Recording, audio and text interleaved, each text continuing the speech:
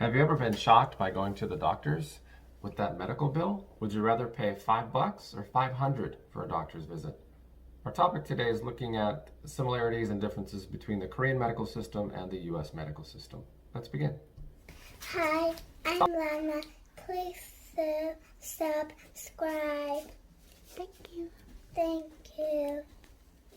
you.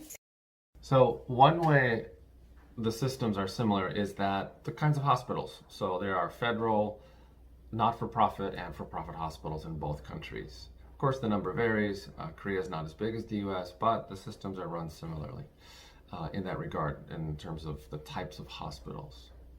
So that's one similarity.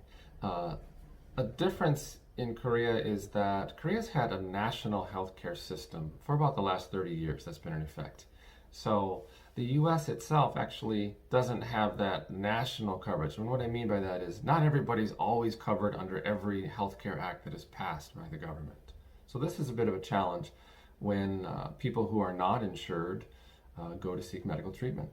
So an obvious question is, how does one pay into the system? Well, I'm in Korea, so I'm an employee.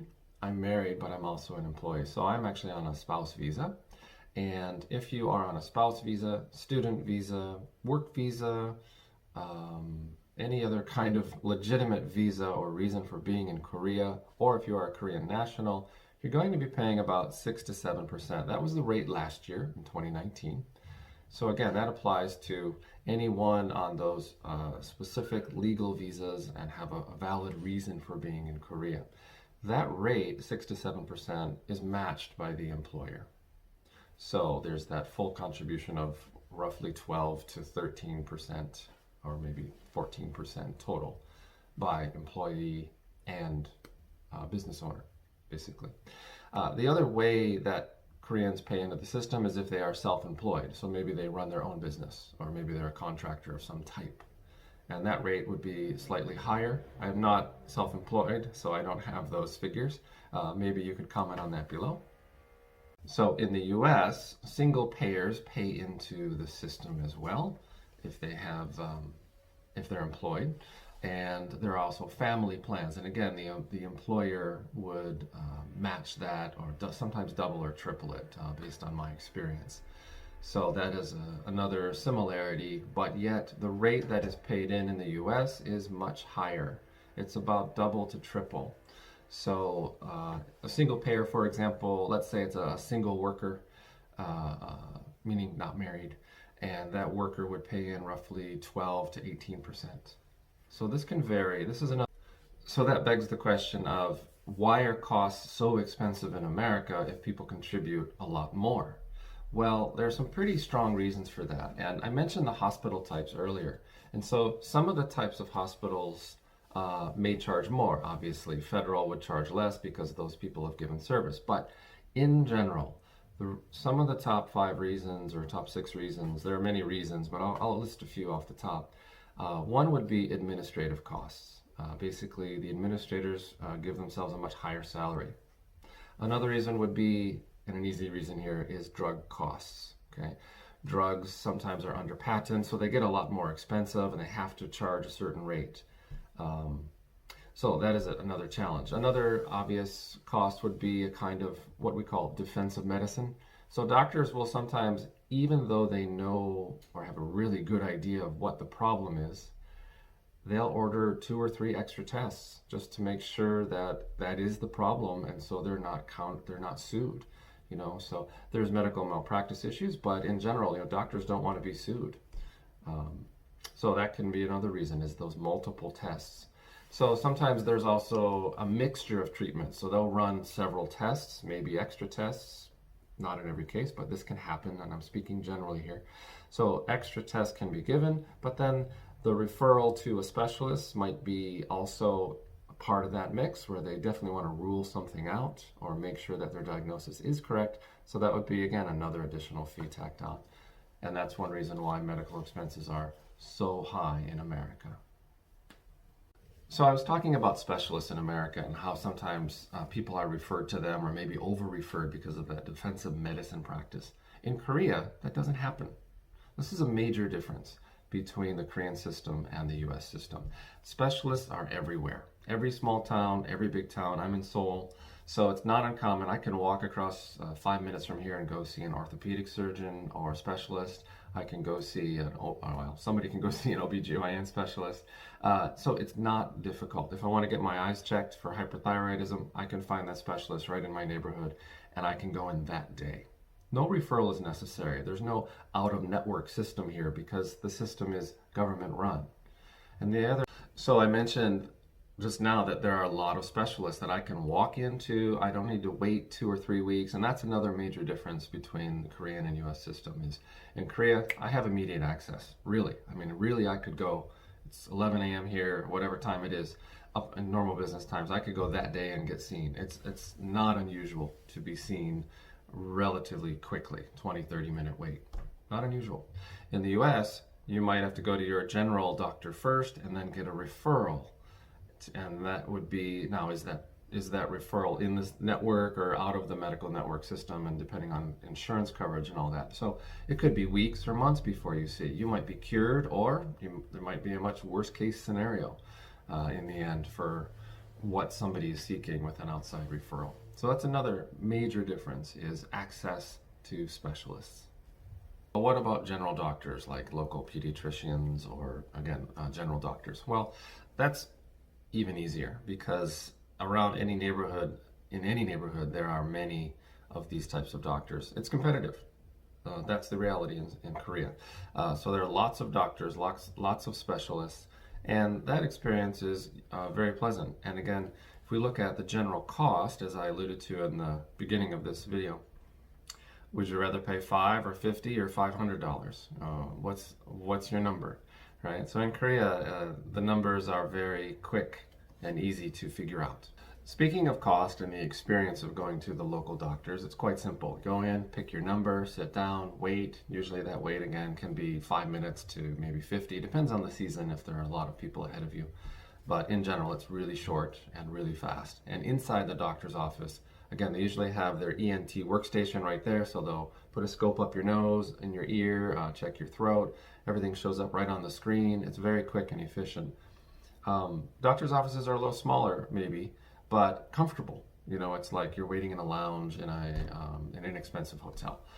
You're just there with your family, and you're waiting for that short duration, and you get checked out really quickly. When you finish up, you just pay right away at the cashiers in the doctor's office. Not unusual. And then right after that, you'll go to the pharmacy and you'll get your medicine. And what does that look like? Well, they'll give you a bag, looks like this. It's a paper bag, and the cost will be on it. This was like 1,600 won, so about $1.50 for this medicine. Quite simple. Inside the bag, open it up, and you'll have, for children in this case, we'll have some crushed powder, crushed capsules in a powder form. And you just pop it off. Oh, there it is. A little more carefully, and then you put it in your small bottle, mix it up as needed, and then you're all done. It's quite a simple process for children, and for adults, that process again is really quite simple. You'll again receive another kind of bag of medicine, and this could be for 1 day, 2 days, 3 days, 4 days, or maybe even for a whole month, depending on the illness that you're dealing with. So they'll put everything right in one bag. You don't have to go back to the doctor's office multiple times. You don't need to wait for your medicine to arrive somewhere, or even for that medical bill to arrive and figure out what the cost is. So the medicine for adults is really neatly divided into different parts of the day. So we have evening, breakfast, and lunch. So we've cut off in a bit of a stream here, but basically it's breakfast, lunch, dinner, and everything's in one little packet, nicely cut up for you. So all you have to do is just peel it, and you can take that with you. So sometimes when I'm sick and I'm out for the day, I just grab what I need, throw it in my backpack so I don't forget, and then I have it with me, or I throw it in my pocket. You don't need to haul a couple bottles around with multiple medications or be confused about which pill you need to take when and all that kind of thing. Let me give you a few more examples of how the Korean system is more efficient and easier to access than the American system, and why the Korean system can be viewed as being superior to the American system these days. So one example that I have is my son. my son was swinging, and anyway, baby swings are different here. They're just really a general swing. Anyway, he popped off the swing and happened to twist around and fractured his humerus in his arm. So what we did after that was we quickly walked over. After a couple hours, we noticed, he wasn't getting better, and he was complaining quite a bit. He's a pretty tough kid, but in the end, we said, okay, something's not right here. And so we took him over to a local orthopedic doctor, and he assessed his arm. We had that x-ray right away, maybe 15-minute wait, but no waiting, no emergency room. There are many private hospitals here, some are small. And so we were able to get really quick access to that specialist. And within about an hour and a half, because other emergencies happen in hospitals, his arm was wrapped in plaster. And that whole experience for us financially was about a $30 bill. So again, very inexpensive, unlike what it might be in the United States. And again, done right away. Sometimes in the US, maybe they'll give a splint, and it could wait a few hours or maybe even a day or two. It depends on the situation and the location. But for here in Korea, again, really quick access. A second example, this involves childbirth. So this is obviously not about me, it's about my wife and my kids, but I have two kids, so I have a daughter and a son. And for my daughter, there were no complications other than a really simple episiotomy done. She's a smaller child, and so again, no big complications with her and that natural delivery. That whole process for her and my wife, that was actually very smooth, just a couple hours. And the whole experience financially was about a $200 bill. My wife stayed in a room with a couple other ladies, I think maybe two other people, two other new moms. And she stayed for about 5 or 6 days in the hospital. And again, the room was actually more expensive than the actual cost of delivery. So the actual delivery and everything all included was really, really insubstantial. Maybe around, again, $200. Now, for my son, it was a completely different situation. He was a bigger boy, and so we began that natural childbirth process, but it wasn't working out. And there was crowning, but he couldn't come out, so it was pretty tough, and things like this happen. So a C-section was done. So again, a more advanced procedure. And then when he did come out, he did have some oxygen issues, so he was put into a bit of an oxygen shroud in the ICU, and he ended up staying in ICU, I think, for about 5 to 6 days with that oxygen, kind of a tent, half tent over his head, not in a box like an incubator, like I was a long time ago, but he was in a bit of a shroud where they kind of pump the oxygen, so he gets that saturation. And so again, a really different experience, all natural with my daughter, one minor procedure, my son, more of an emergency procedure with ICU on top of it. And what was the financial cost for my son? That was maybe about 5 times as high as my daughter's, which was $200. So actually it was less than $1,000 or back on in Korea for my son's entire ICU stay and the delivery and anything else that he needed taken care of. So again, huge difference. How much would that be in the US? I couldn't say these days, but I've heard stories, it could be, the average cost of childbirth in the US runs around $8,000. So for just the delivery process, right? Not prenatal or postnatal care. And speaking of prenatal care in Korea, again, the specialist, there are many OBGYN hospitals, or what we call like kind of pregnancy hospitals, private hospitals, and you just make that appointment. They're always quite busy, and they have that specialized focus. You have really good access, and those individual visits, again, are about as inexpensive as going to a local pediatrician or a general doctor, but they are more specialized in their field, and that's where you want to go for that. That's just the way it is here. So again, really convenient, really inexpensive.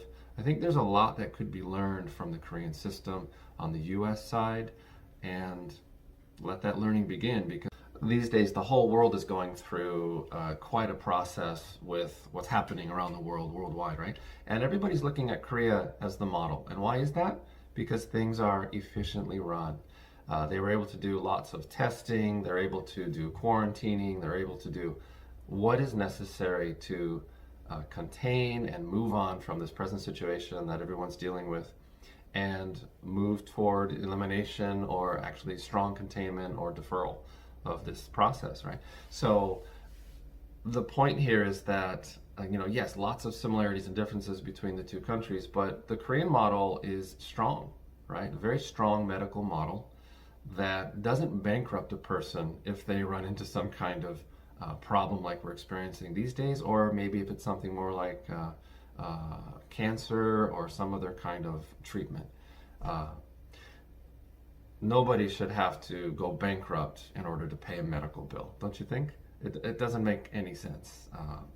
People are people, and the system that Korea has developed has really benefited their people. And that's why they don't have the anxiety about treatment or looking at whatever else is needed in their life. They can simply go and get it taken care of and not really worry about it so much. It's a big difference. It's actually a very stark difference. And that may carry over psychologically into other areas that we talked about in different videos, like hoarding or things of this nature, where people get a little out of sync with the actual issue that's going on, right? Maybe an overreaction or whatnot. So there are, again, some strong differences between the countries in terms of how people pay into the system, how much they pay, how the doctor's visit is run, and what the actual costs are. These are some of the major differences between the US and Korean systems. So these days, the whole world is going through a bit of a situation, and everybody's looking at the model in Korea. What has Korea done to combat this present situation that everybody's dealing with worldwide? And they've done it so wonderfully. It's been such a smooth process, the testing, all of these elements combined together. Everybody's looking at South Korea as that model. So that's a good thing. Why isn't that model being spread more and more around the world? The final takeaway is the whole world has watched how things worked in Korea and that model. So why not use that model worldwide? Let's do it. Thank you for watching. If you like the content, please hit that like button and subscribe. We'd be happy to also hear your comments from you and any questions you might have. Thanks so much.